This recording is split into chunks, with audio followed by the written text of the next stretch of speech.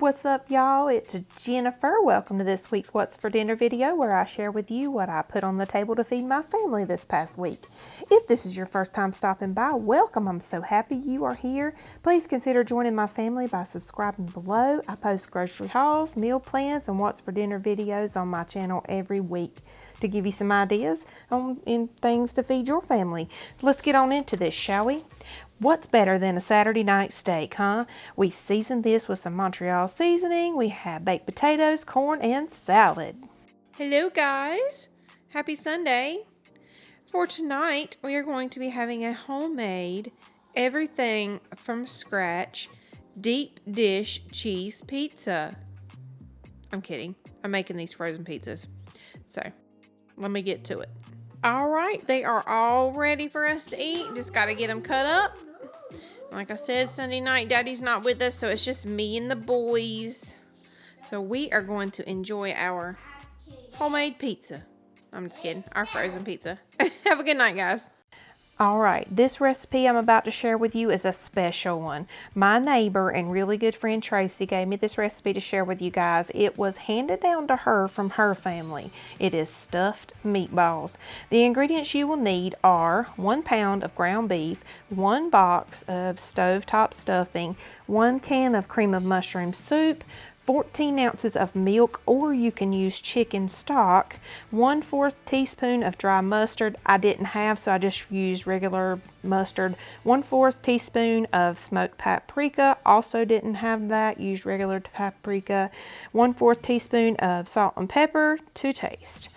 All right, so we are going to go ahead and get the stovetop stuffing going here. We are preparing this according to the instructions on the package, and then we'll just set it aside.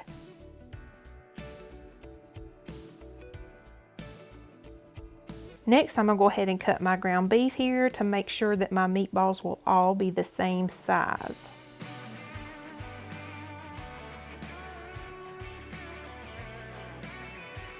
For each meatball, I'm going to flatten it out here on my little cutting board and then spoon out the stuffing onto the meat and then form them into meatballs around the stuffing. A tip Tracy gave me was to spoon out the stuffing and then not touch the meat with the spoon. That way you can eat the leftover stuffing. Genius!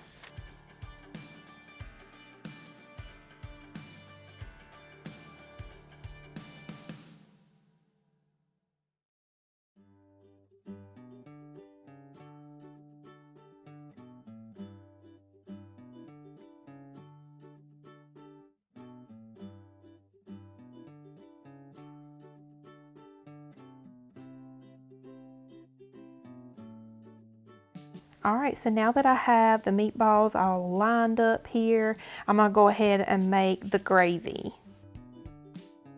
So I'm gonna mix together the can of cream of mushroom soup, milk, mustard, paprika, salt, and pepper.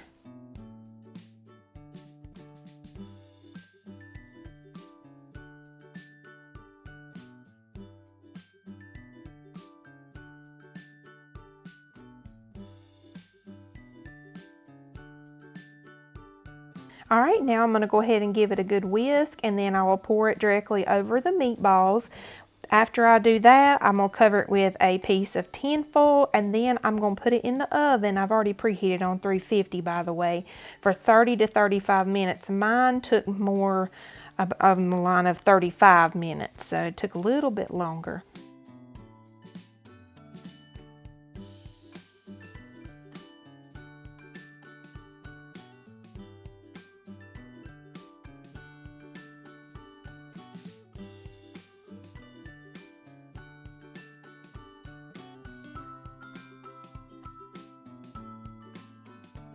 All right, and for the sides, I did go ahead and fry up some squash that I got from a friend's garden, and I made some homemade mashed potatoes.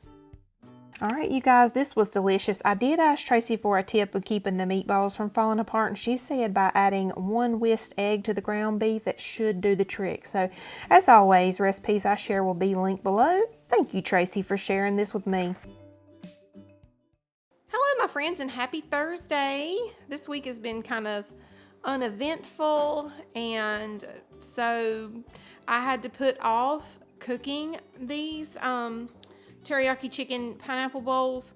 So I had to end up going to Aldi's today and getting another pineapple because the ones that I bought on my grocery haul this past week have already like started to look bad, and I wanted a pretty pineapple for this. So anyways, here we go.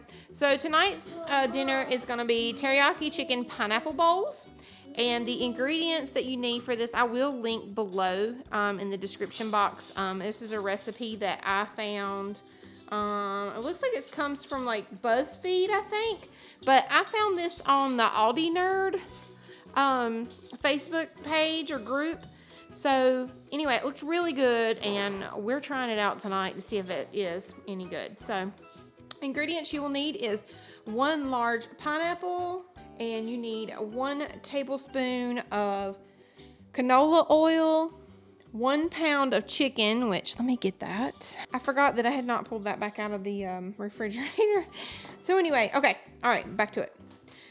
You will need also 3/4 of a cup of soy sauce, 1/4 of a cup of packed brown sugar, 1/4 of a cup of honey, and then also the picture shows it served with rice. So we're doing jasmine rice. So I cooked my jasmine rice in chicken broth.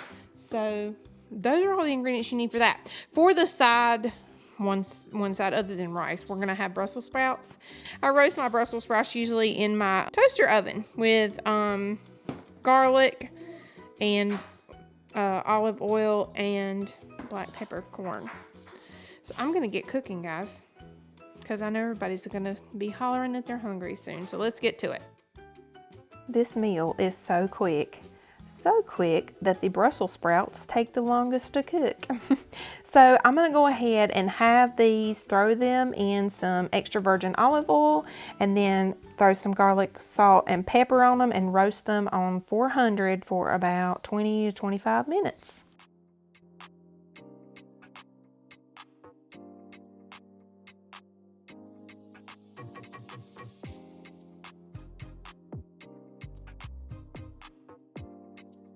All right, I'm gonna go ahead and get this chicken cut up into about 1-inch size pieces.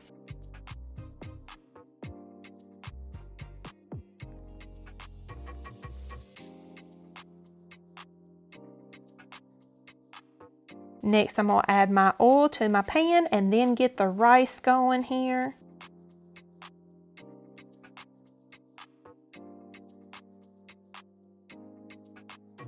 All right, and then now my oil is good and hot. I'm gonna go ahead and add my chicken.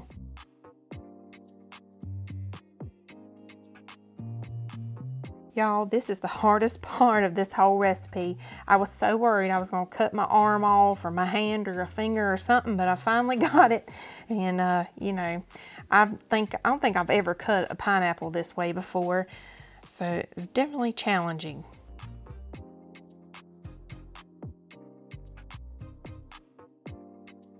All right, so now I'm gonna go ahead and scoop out a good bit of the meat of this pineapple, but make sure you leave some around the sides, because whenever you put your chicken and your rice in there, you're gonna wanna have some to kind of scoop in with that and eat. Oh my God, it's delicious, you guys.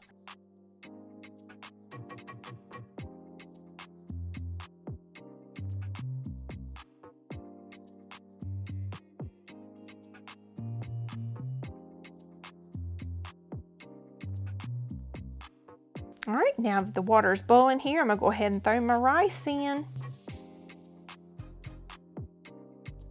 All right, and once the chicken is done through, I'm gonna go ahead and add my soy sauce, my honey, and my brown sugar. And we're gonna give it a good stir. We're gonna let it get boiling good, because that's what really gets that sauce thickening up.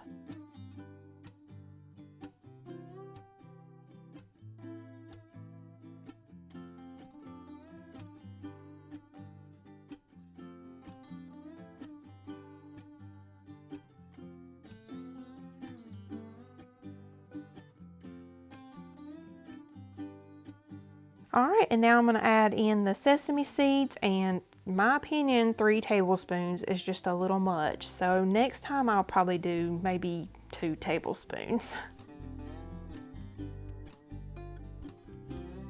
All right, next I'm gonna go ahead and add the rice and the chicken to the pineapple balls. And I never showed the Brussels sprouts again, did I? Well, we all know who the star of this show was. Does that not look amazing, guys? Oh my goodness, it makes me wanna make that again right now. All right, well, that is going to wrap it up for this week's What's for Dinner. Thank you so much for hanging out with me again. I hope you enjoyed it. If you did, give me a thumbs up. Until next time, keep 'em fed.